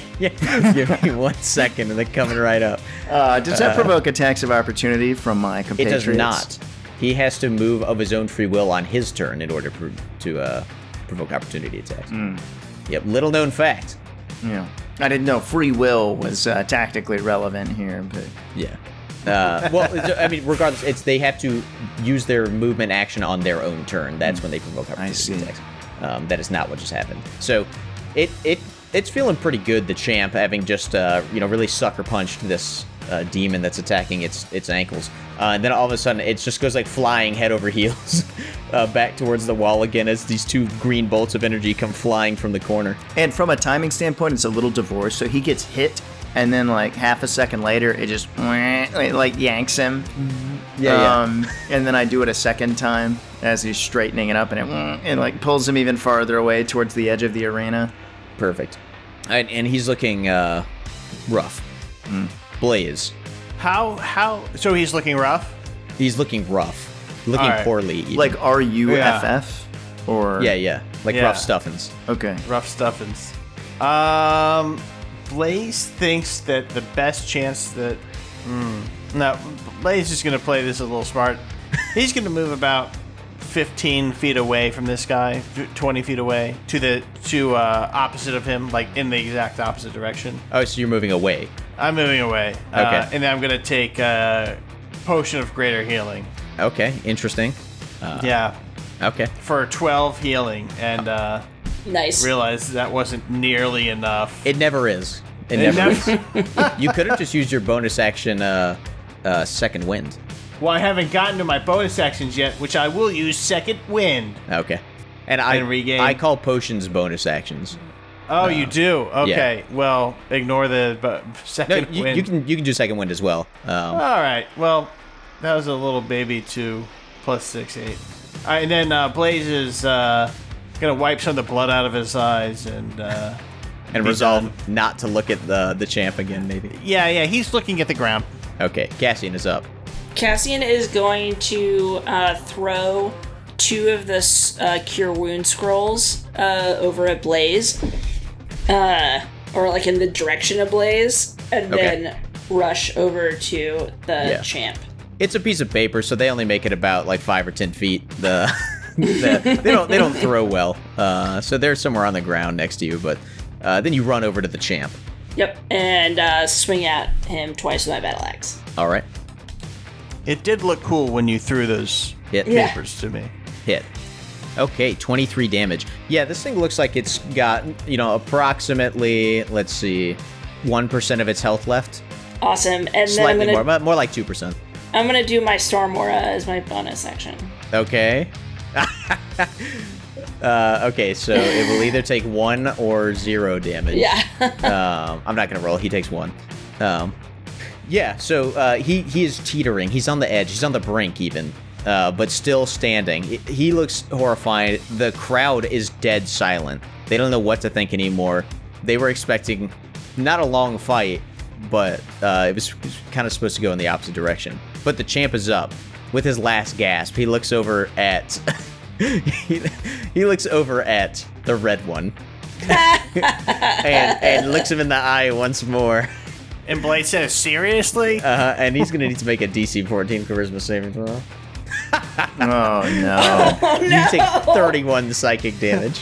Yeah, Blaze's head explodes. And then the champ is gonna swing its great club at the barbarian. Missing.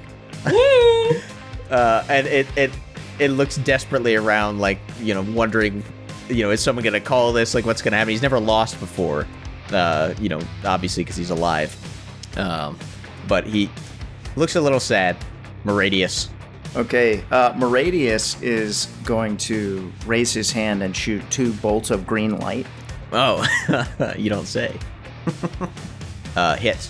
All right, and he has 3 health left, so call it. What happens? Yeah, so he gets punched by this beam of green light, and again, like just dragged towards the far wall of the stadium, and slumps, and the crowd kind of. How does the crowd react when they see that he goes down? It just gasps, which I think Blaze was looking forward to, but now he's unconscious and can't hear them. So after it's very clear that he's already dead, and people are kind of taking that in, and there's just silence hanging in the air, another blast comes out, and he gets dragged against the wall again. And I believe you get 15 temporary hit points as a result. That's correct. Not that I needed them. No, you're fine. But But I then start walking around with my arms outstretched and say, "Are you not entertained?" Yeah, and that, like, there's just gasps and murmurs, and then there's, like, a smattering of applause, and you're like, oh, it's gonna pick up, they're gonna be excited, and it doesn't. Like, there's just, like, a couple people who are nervous and start clapping, and then everyone else is just, you know, kind of a little stunned and a little dismayed. And then the announcer, who was kind of talking the whole time, but you guys were a little too focused to hear what he was saying, goes, it's over, the champ is down. And he starts trying to, like, hype up the crowd, and it's just not working. Cassian, like, rushes over, grabs his scrolls that he, you know, tried to throw ablaze. Yeah, and seems like they didn't really go anywhere. Yeah, and rushes over to Blaze to try to help him out, revive him. Yeah, you're able to do that. Great. Yeah, you find enough of pieces of my skull laying around the arena near me, and plug them in different places, and then just hit him with a heal, and he's fine. Yeah. Yeah. Yeah, and it seems like unclear, you know, that anyone's going to really be supportive of this, but the gate that you came in through opens back up, and yeah, that's pretty much it. I fly out of the top of the stadium.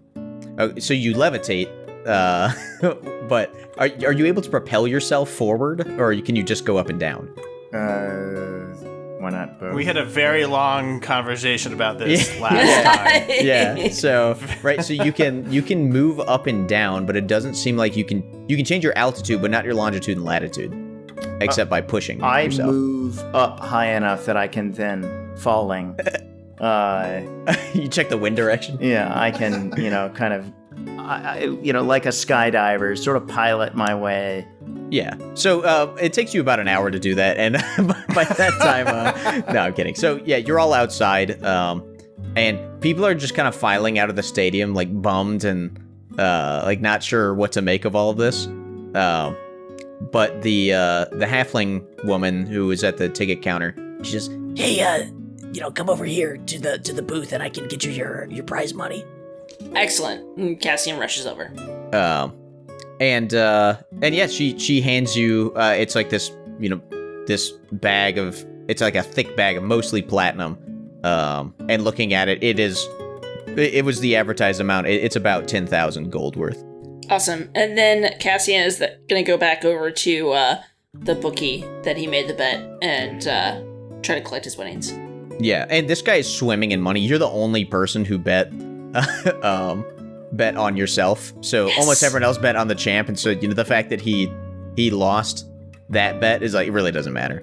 And he's like, yeah, whatever. The money's over there. Just go grab it. Congratulations. Great, thanks. And pleasure doing business with you. The halfling woman is like, so what are you guys gonna be sticking around? Like, there's gonna be people who probably want to fight you for the title at some point. Maybe later, but no. We've got a quest. Okay. Okay. Well, if you change your mind, I won't. Oh, okay. Well, it was a pleasure having you here at the arena. Honestly, good change of pace. That's tough on the old throat, talking like that. Okay, yeah, so you've got your prize money. The fight only took like 30 seconds. So, it's like 12:03 in the afternoon. Awesome. I told you it was going to be quick. Let's go to the ship. Let's go. Go fight some of those ghosts or whatever, yeah? So, the Infinite Dreams is still moored, but it looks like it's pretty much shipshape and ready to go. Blaze, how you feeling, bud? My head is throbbing, but I'm gonna make it. You want me to... Do you need some potion? Do you need some help? Are you okay? Would you like to take a short rest?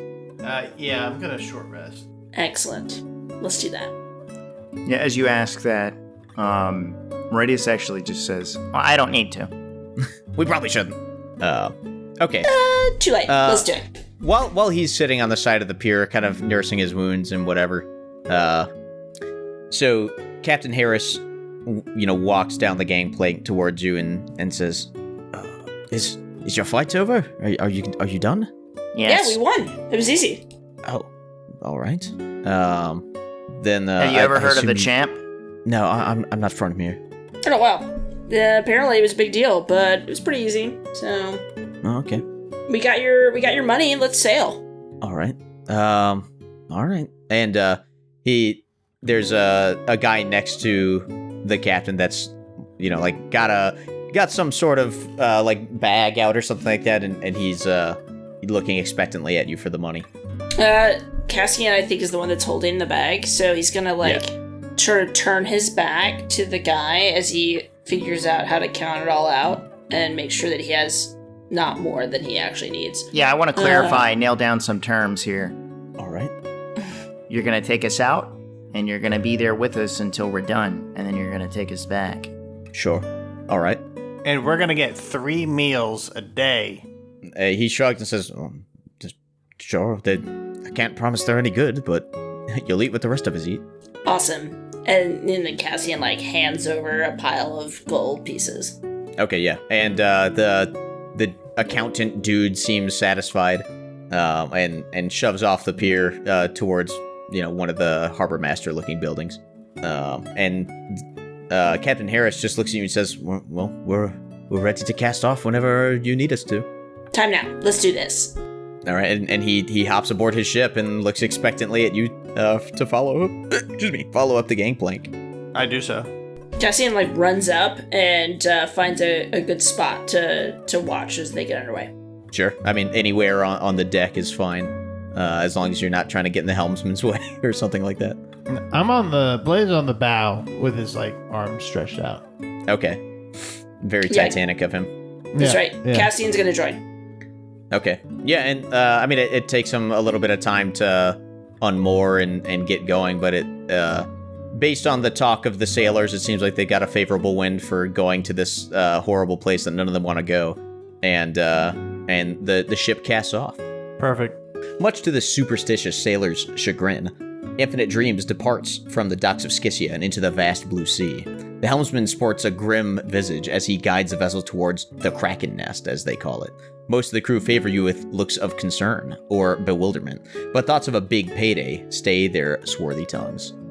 So it's pretty smooth sailing. It's a very nice day. The sounds of the harbor, the bells and the gulls and everything else kind of fade away in time, and soon it's just the waves of the sea. Anyone getting seasick? Anybody not have good sea legs? I'm levitating. Okay. So what's your reference point for levitating? Does the ship leave from beneath you as you do so? The planet's core. Oh, the planet's core. I'm also levitating, but I'm just holding on to the mast or some rope. Okay. Just dragging me along. my reference point is the ship itself, so it does nothing to help with seasickness. Yeah. It takes me a little while to figure that out. Yeah. Oh.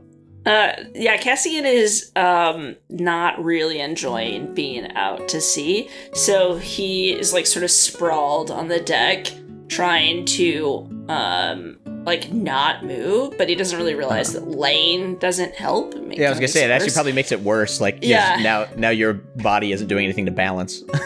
But at this point, he's already down, so he can't get back up. Okay, that's fair. Okay. So, it takes a while to get there, and the helmsman is kind of giving you regular updates of how long he expects it's going to take to get there. Because it's sort of a nebulous area that people try to avoid entirely. So there's not necessarily a clear delineation of when you have officially crossed into the zone. But, the talk of the crew eventually starts to get quiet, and it's a lot of grim faces looking forward. So eventually you do come to an area that seems like it's got a lot of mist in it, which seems a little strange, and you're starting to think that we might be getting close. I'm going to need everyone to make a your choice, wisdom or charisma saving throw. Okay, so Blaze fails, but Meridius and Cassian succeed. So for Meridius and Cassian, you just kind of feel like this little niggling worry appear in your head, but then you kind of wave it off it's nothing. For Blaze, you suddenly remember that you were going to be hosting the next episode of The Burger Show back in port, and you're you have this strong urge to turn the ship around, oh, hang on guys, there's something important that we left behind back in port. We shouldn't be here right now. And looking around the ship, as Blaze starts like emphasizing this to his two partners, you see that there's a bunch of people on board who are feeling the same thing. You see the helmsman start turning the wheel, and he says something like, "Oh my god, I just remembered my wife is giving birth tomorrow. I really should be home for that." And starts trying to turn the ship around. Cassian's gonna run over to the helmsman and be like, "Nobody cares about your baby!" and tries to grab the wheel to keep driving into the mist. He's like, "You don't have a third son every day, crazy person." And he's trying to like fight you for control of the wheel. You have 2 other ones? Why do you need a third? This is ridiculous. That's just my sons. I have 8 daughters. Jesus Christ! It's too many. You don't need them. Let's keep going. So Blaze, how are you acting upon your desire to turn the ship around? Well, yeah, my instinct was to also go to the helmsman and make sure that he was turning us around as well. Yeah, okay, so he's got some assistance now from Blaze. Yeah. I was like, hey, we gotta get back to the Pondering Worm burger show tomorrow. Filming it. Yeah, I think this could be my big break. Yeah. Blaze, we have a quest. We can't. Oh, fuck. Burger Quest. No, Dima. We work for Dima. We have to. We can't let her down. Okay, Blaze, go ahead and make that save again now that you've been reminded of your patron. I got a 4. Oh, yeah, no, you're like, yeah, Dima's cool and all, that can wait. Like this is too important. I want to hit him with some thaumaturgy action. Okay. Go ahead and Gandalf him again. Mm-hmm. Fool of a took. Yeah. What's my plus for this? So, just let's do a contested. You'll do an intimidation check, Duncan, against Blaze's. Strength? Let's do insight. It's a skill contest. 17. Oh my, yeah, 16. No, you're like, okay. You're seeing right through this feeble attempt to use magic to enhance, the nonsense that he's saying. Right, you are not fooled. I'm gonna get this boat back to port one way or another. Captain Harris emerges as well, and he's also trying to like wrest control of the wheel. So you got a 4-way struggle for the wheel at this point. Strength check.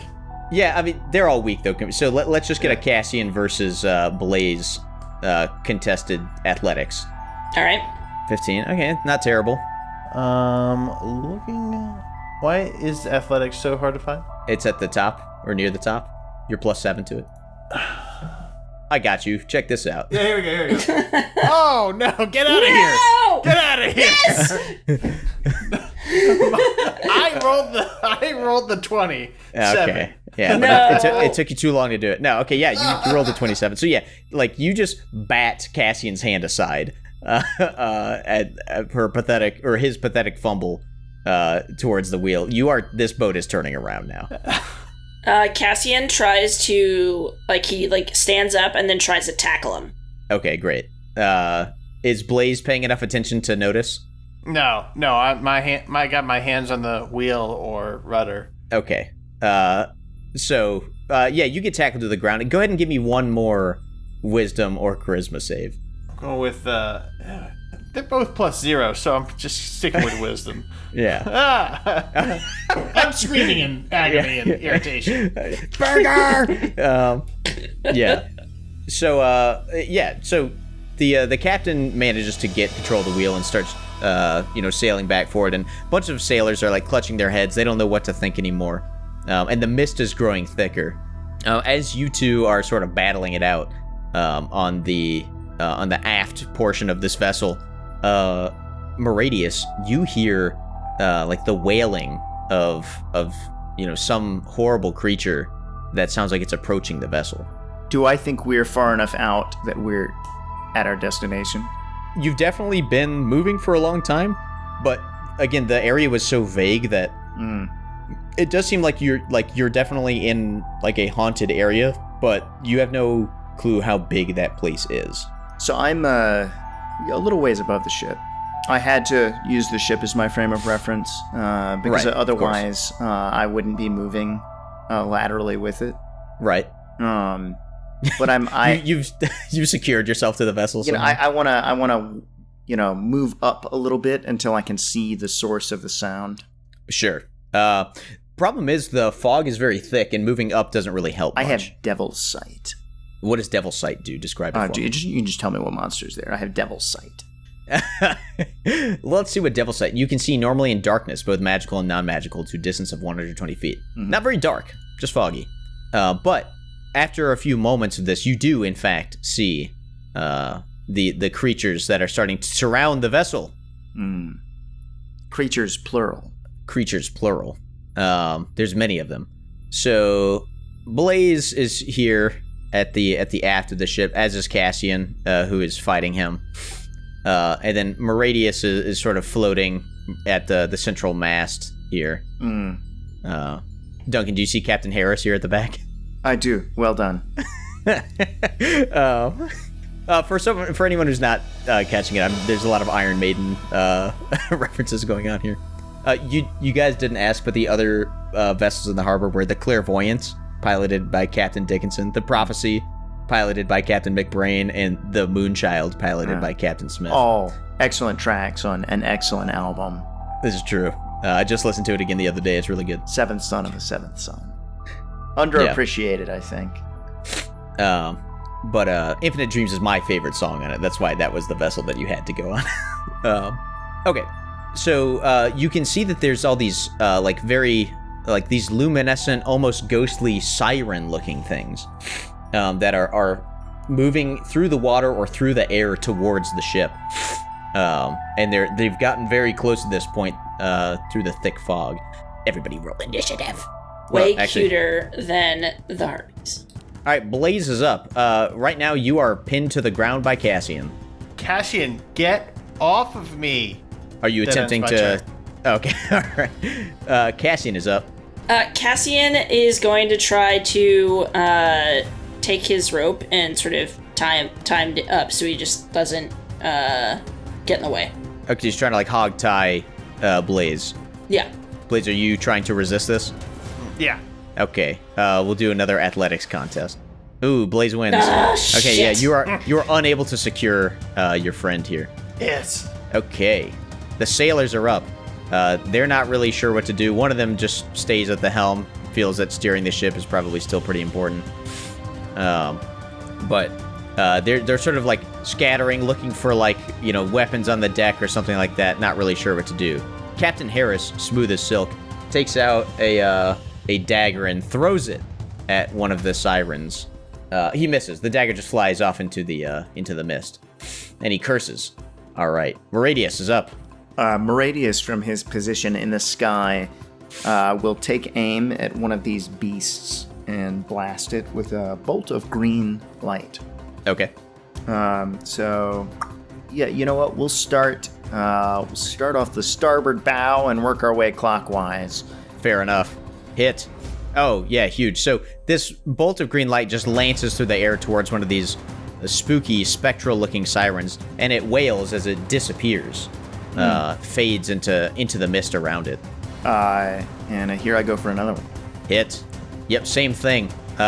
Your bolt just goes straight through this thing's torso, and it screams, and then fades away into the mist as well. Nice.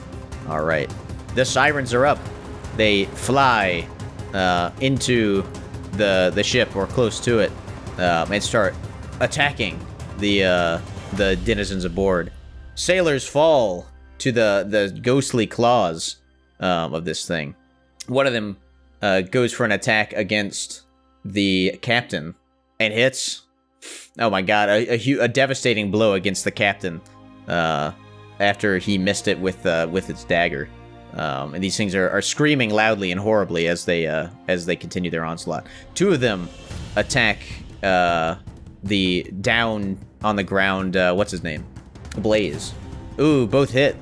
15 total piercing damage as you're trying to fight off your buddy who's trying to tie you up, and in the meantime, these small swords are stabbing their way into your shins. And this dispels the effect. You no longer feel a compulsion to drive back to port. Oh, that's good. Instead, you probably feel like, maybe you should do something about these enemies. Speaking of which, you're up. Blaze is going to draw his sword and dagger and will just start attacking the siren to his left. Okay. Miss. Second attack with a longsword. Hit.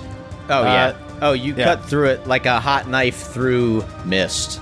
The flames lick at the spectral form of this thing, and you cut it in half, and then it just evaporates.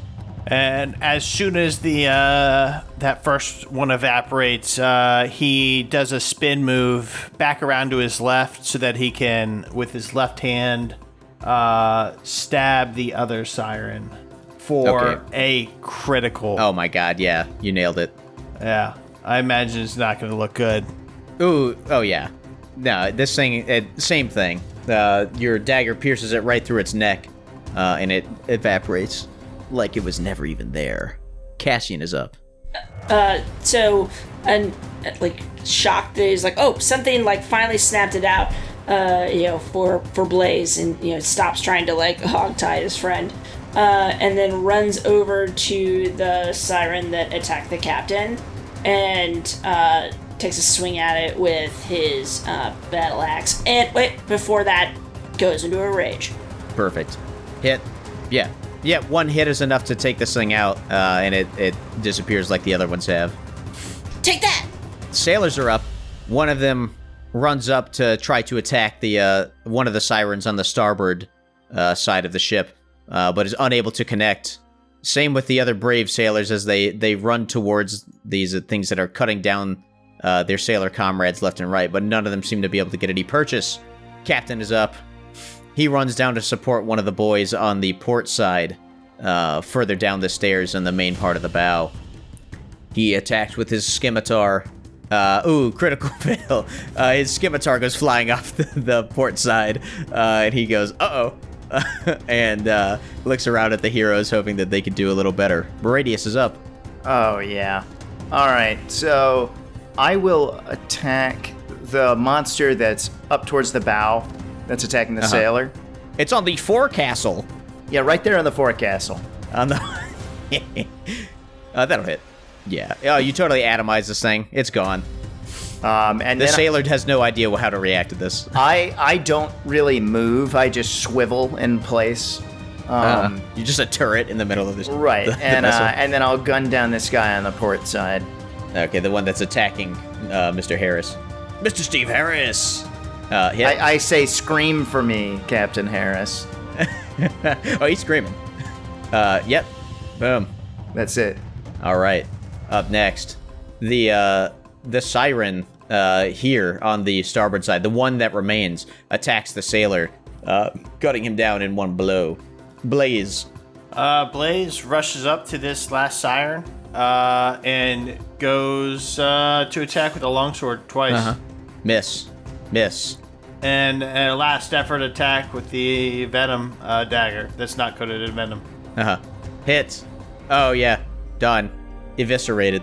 Okay, and as far as you can see, that's all the sirens around, and the mist goes silent. There's no evidence that this battle took place from the enemy standpoint, but the deck of Infinite Dreams is littered with bloody, dying corpses, or dying or already corpsified sailors.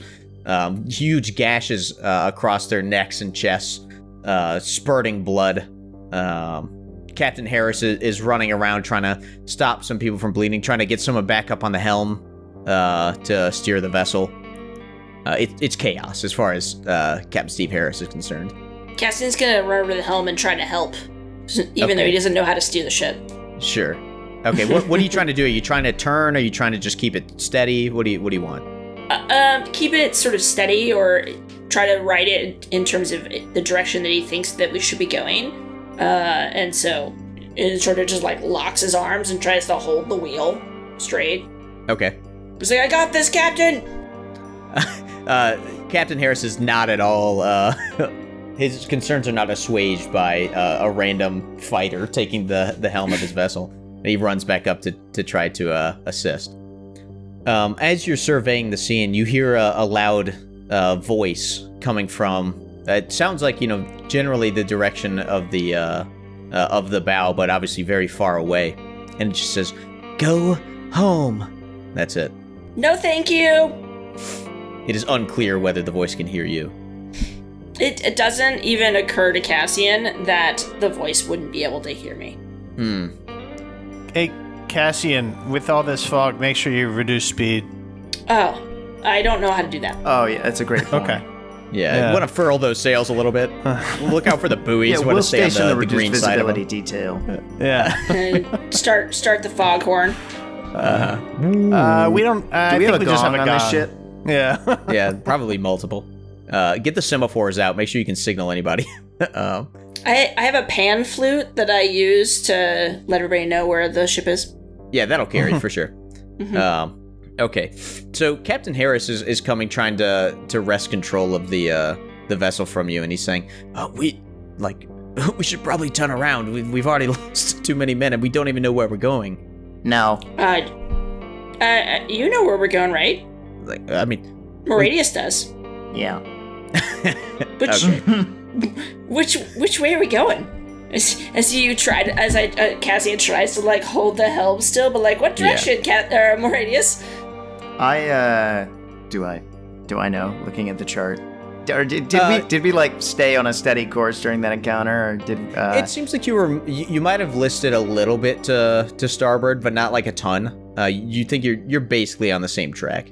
Okay. Because the fight only took 20 seconds or so, so there's no way you turned more than a couple degrees. Do your job, Captain. And he looks very concerned, but he sees these strong warriors around him, and he's like, "There's not much I can do here," and keeps on steering. And then after a few minutes, you hear another booming sound, and then it just says, "I will send you home myself." And then you hear a rumbling from beneath the vessel, and a big tentacle, a big spooky spectral tentacle, bursts from under the water, and wraps the part of the front near the forecastle, maybe up here, comes over the starboard side, and wraps tightly around the front of the vessel. Cassie's like, "I don't think that's supposed to happen," and then sort of screams as he runs over and tries to smash it with battle axe.